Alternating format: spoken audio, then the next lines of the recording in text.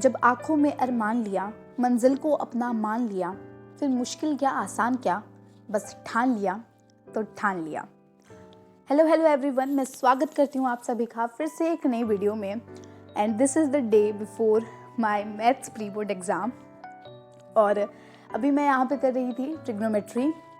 और अब अगर मैं सच कहूँ तो मैंने इस वाले चैप्टर को इतनी बार सॉल्व कर लिया है कि इसमें अब मैं काफ़ी कॉन्फिडेंट हो गई हूँ। ओवर कॉन्फिडेंस नहीं है, ये एक टाइप का पॉजिटिव कॉन्फिडेंस ही है कि हाँ, मैंने इस चैप्टर को इतनी बार प्रैक्टिस कर लिया है कि अब इस चैप्टर में कोई भयानक सा दिखने वाला क्वेश्चन भी आ जाए तो मैं उसे देख के घबराऊंगी नहीं, कुछ ना कुछ करके उस वाले क्वेश्चन की नैया पार लगा ही दूंगी। तो कंक्लूजन यही है कि practice makes everyone perfect. Practice करो एक पूरे चैप्टर की बार बार, एनसीईआरटी 2-3 बार सॉल्व करो, तब कोई क्वेश्चन बनने लगेंगे आपके। एग्जाम्पल सॉल्व करना मत भूलना, एग्जाम्पल्स बहुत इंपॉर्टेंट होते हैं और मोस्टली पीवाईक्यूज़ में एग्जाम्पल ही होते हैं और हम सोचते हैं कि बुक का नहीं है, बट वो एग्जाम्पल होते हैं।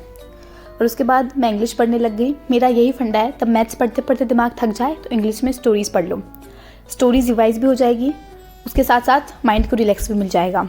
तब कोई और सब्जेक्ट पढ़ते पढ़ते माइंड थक जाए, मैथ सॉल्व कर लो, दोनों तरफ से फ़ायदा ही फ़ायदा।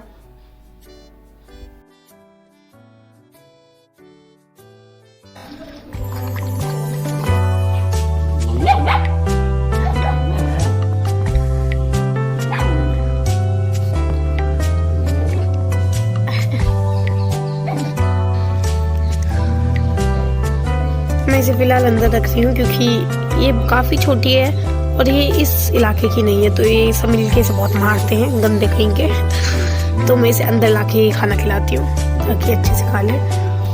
ये चली जाती है, पता नहीं कहाँ चली जाती है, छुप जाती है कहीं भी जाके।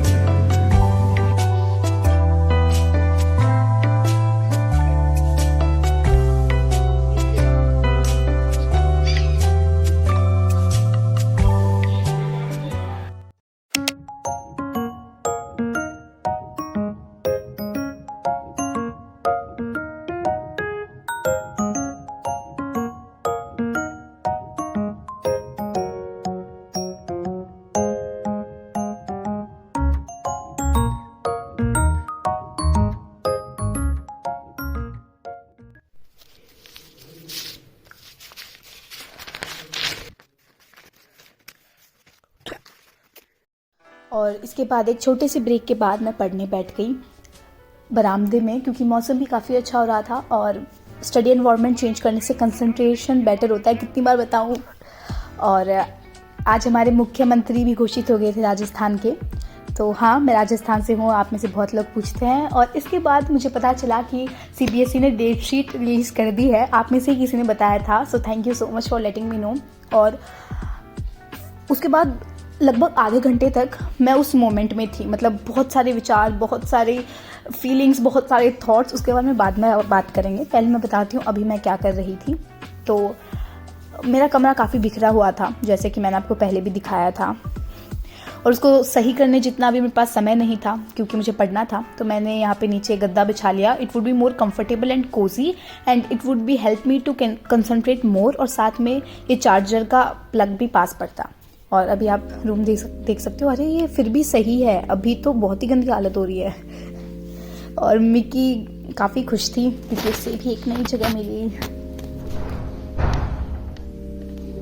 तो चलो अब डेट शीट के बारे में बात करते हैं। तो अगर मैं पर्सनली बताऊं तो तब डेट शीट आई, मैंने उसे देखा तो मैं काफ़ी खुश हो गई थी, काफ़ी एक्साइटेड हो गई थी। ऑफकोर्स एज ए स्टूडेंट वो नर्वसनेस, वो डर तो रहता ही है कि पहली बार बोर्ड दे रहे हैं, लेकिन उससे ज़्यादा भी जो कोई चीज़ थी वो थी एक्साइटमेंट। और मैं उन स्टूडेंट्स में से हूँ जो कि डेट शीट आने के बाद चीज़ें प्लान करते हैं और स्ट्रेटजीज़ बनाते हैं कि इस सब्जेक्ट को इतना टाइम देना है, इस सब्जेक्ट को इतना टाइम देना है। तो जब डेट शीट आई तो मैं काफ़ी एक्साइटेड हो गई थी और इसने मेरी प्रिपरेशन को एक किक दे दी थी कि हाँ, अब अलार्म बज चुकी है।